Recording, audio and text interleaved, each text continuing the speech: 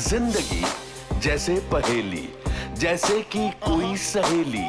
जिंदगी जैसे कहानी, थोड़ी नई थोड़ी पुरानी। कभी चाबुक, कभी चॉकलेट, कभी रौनक, कभी धक्कम पेल। ये भी हो सकता है, वो भी हो सकता है, बट ऑलवेज रिमेंबर, लाइफ में कुछ भी हो सकता है। वो डेट याद है आपको जिस दिन आप लंदन के स्टेशन पर रोई थी? हाँ। क्या डेट थी? अगस्त में, आई थिंक इट वाज 8 अगस्त, 9 अगस्त, ऐसा कुछ। मैं सितंबर में इंडिया आ गई थी। 8 अगस्त। 8 अगस्त को रोई आप। अगर आप उस दिन ना रोती तो मैं आप यहाँ बैठे शायद ये इंटरव्यू नहीं देती। बिल्कुल भी इसलिए मैं हमेशा कहता हूँ कि लाइफ में नहीं। कुछ भी हो सकता है। दोस्तों, परिणीति यहाँ अकेली नहीं आई हैं। एक और शख्स है जो हमसे मिलने आए हैं। जनरेशन वाई की कूलनेस और व्हाट्सएप एटीट्यूड के representative, please welcome Aditya Roy Kapoor.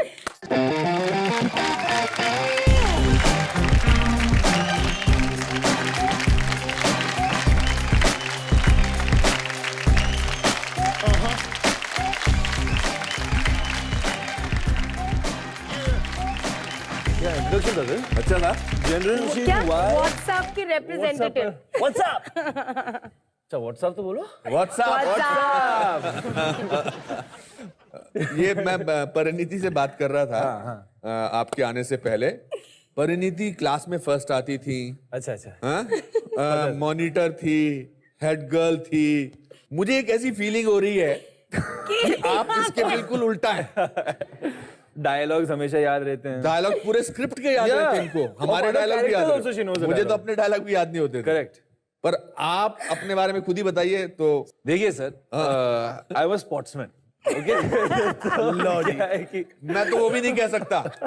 मैं जब मेरे बारे में मशहूर था कि मैं एक बार स्कूल में दौड़ रहा था तो मेरा पीटी टीचर बोला तुम अकेले दौड़ोगे तब भी सेकंड आओगे। तो सवाल, मैं आऊंगा स्पोर्ट्स पे आऊंगा। पहले पढ़ाई की बात हो रही है। लैक ऑफ पढ़ाई।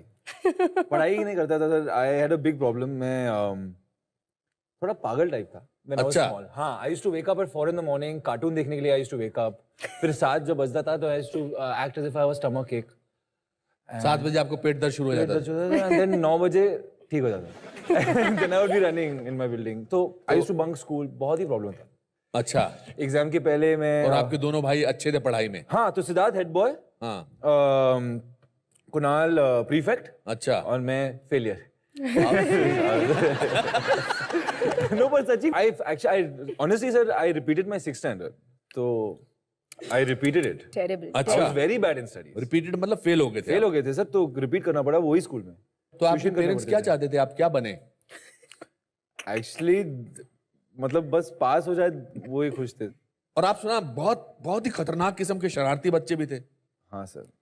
क्या आपने वर्स्ट थिंग क्या की है? वो तो मैं टीवी पे नहीं कह सकता हूँ। अच्छा, सेकंड वर्स्ट। वो भी नहीं सर।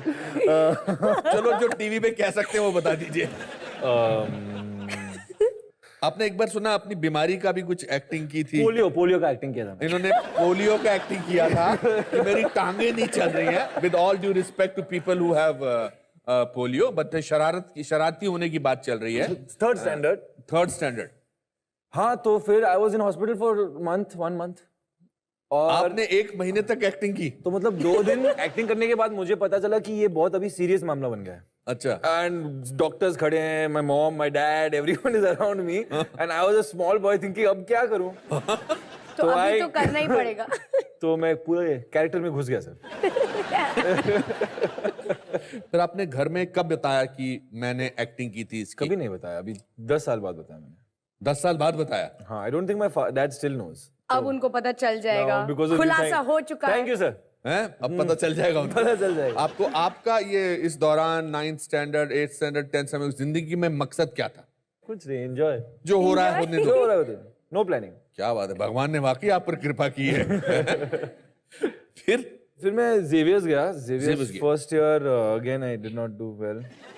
तो जेवियर से निकाला गया था मुझे।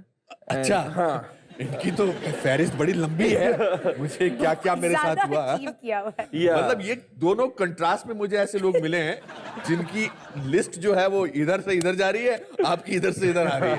सर आगे बढ़ते आगे बढ़ते हैं। आपने कॉलेज कर लिया, वो भी जैसे तैसे। हाँ तो हाँ 11th Xavier's, then I got a chance to be a VJ in और Channel V. वो कैसे मिला आपको? तो Siddharth had a friend in Channel V. आपके भाई का? हाँ जी, भाई का एक एक दोस्त थी जो वहाँ काम कर रही थी। उसने बोला कि वैसे भी तुम्हारा भाई लाइफ में कुछ कर नहीं रहा है, we are constantly looking for VJ, तो भेज दो, ऑडिशन लेते हैं उनका। हाँ तो ऑडिशन था चांदीवली स्टूडियो में। हाँ। तो ट्रेन पकड़ के गया ऑडिशन देने, and I got that job sir as a VJ, but I really had no idea कि क्या कैसे किस टाइप का, मतलब you have to be in front of camera. तो उसने बोला कि 2-3 महीने के लिए you come on set, will give you so much money, और अब बस शूटिंग देख के सीख लो सब कुछ। कितना पैसा बोला था उन्होंने? 15,000 a month। I was like very happy. 15,000 rupees a month? हाँ, I was very happy. मतलब with the background that you had in the studies and everything, ये नाइंसाफी है। हैं? या और उनको बेचारी को रोना पड़ा था रेलवे स्टेशन पर। कितने साल वो काम किया आपने? Sir, 4.5 years. 4.5 years। Yes, sir. आप एंजॉय करते थे? बहुत एंजॉय किया मैंने। उसमें आपको क्या महसूस होता था जब आप वो शो करते थे? देखिए ऑलरेडी जब मैं जेवियर्स ज्वाइन किया था तो मैं एक बैंड का I sang for a band, I started playing the guitar, तो म्यूजिक से I really made a big connection. तो एज अ VJ तुम म्यूजिशियंस को मिलने का चांस मिलता है, you get to meet a lot of different people in film, and every day is a new day. तो आप पॉपुलर थे, सब थोड़ा सा पॉपुलर थे, आप जहाँ जानते थे लोग आपको पहचानते थे, कभी कभी लड़कियां भी आपको बहुत पहचानती थी? No complaints. No complaints. No complaints. तो फिर क्या हुआ? क्या हुआ? फिर आपके भाई भाई आप तो फिल्मों में, मैंने सुना कि जंजीर फिल्म में आपके ग्रैंडफादर इन्वॉल्व थे? जंजीर में? नहीं, ग्रैंडफादर किसी ने फिल्म प्रोड्यूस की थी? Really? अच्छा माय, हाँ तो माय दादाजी। हाँ एक्चुअली पता है। क्या बोल रही है? नो बिकॉज माय नाना, हाँ उस टाइम पे मैं थोड़ा कंफ्यूज था सर। मुझे क्रिकेट से बहुत प्यार था, I used to practise and I was not bad. अगर मैंने कंटिन्यू किया होता तो आई फील कि I would have gone far. Left arm over the wicket, fast in swing, was very good sir. तो क्रिकेट का एक वो ऑप्शन था ऑलवेज, वो ड्रीम, और उसके अलावा आई फेल्ट कि मैं म्यूजिक में कुछ कर सकता हूँ। और आपने दोनों को परस्यू नहीं किया? एक लेवल तक परस्यू किया। अच्छा। उसके आगे I never went that step ahead, क्योंकि I was also very laid back and did not take it too seriously. तो फिर फिल्में कैसे हुई आपके साथ? तो जब आप VJ हो तो automatically you are in the public eye, तो कभी कभी ऑडिशंस के लिए बुलाया जाता है। तो one casting director Amitabh Sehgal, who I think help me a lot, उसने फोन करके बताया कि एक रोल है लंदन ड्रीम्स में, गिटारिस्ट का रोल है। मैं बोला क्या बात है, गिटारिस्ट रोल, और शूटिंग लंदन में हो रही है, एंड कम फॉर ऑडिशन। तो मैं ऑडिशन का जब मतलब कॉल आता था, I never used to go. I used to be like what audition, वैसे भी आई नेवर हैड दैट कीड़ा टू बिकम एन एक्टर। पर कभी कभी गिल्ट भी फील हो जाता है ना कि I should, like someone is calling, you should go sometimes Aditya. तो आई वेंट, आई ऑडिशनड और वो पार्ट मिल गई sir. Vipul sir give me that part. सीधा पार्ट मिल गया? या ऑडिशन आसानी से मिल गया? वो ऑडिशन अच्छा गया। अच्छा गया, और आपको पहली फिल्म मिल गई? पहली फिल्म मिल गई। तो आप दोनों में से सरप्राइज कौन है ज्यादा कि वो एक्टर बन गया? मैं। हाथ खड़ा कर दिया उन्होंने पहले, हाँ है ना? Give it, it's okay. अच्छा। आई थिंक हम लोग इक्वली सरप्राइज हैं, क्यों ये डिफरेंट वे में, मैं डिफरेंट वे में। मैं क्योंकि मुझे हमेशा लगा था कि मैं बैंकर बनूंगी। फिल्म्स और बैंकिंग का ऐसा नहीं है कि कुछ लीकेज है एक दूसरे में तो शायद एक से एक हम लोग ट्रांसफर कर सकते हैं, यू नो। मैं अपने लिए बहुत सरप्राइज हूँ। आई डोंट थिंक इवन लाइक 4 साल पहले मैंने सोचा था कि मैं खुद एक्ट्रेस बन जाऊंगी। आपने कौन सी फिल्म का ऑडिशन दिया था? करीना कपूर की फिल्म हाँ, जब भी मेट का मैंने एक सीन ऑडिशन दिया था।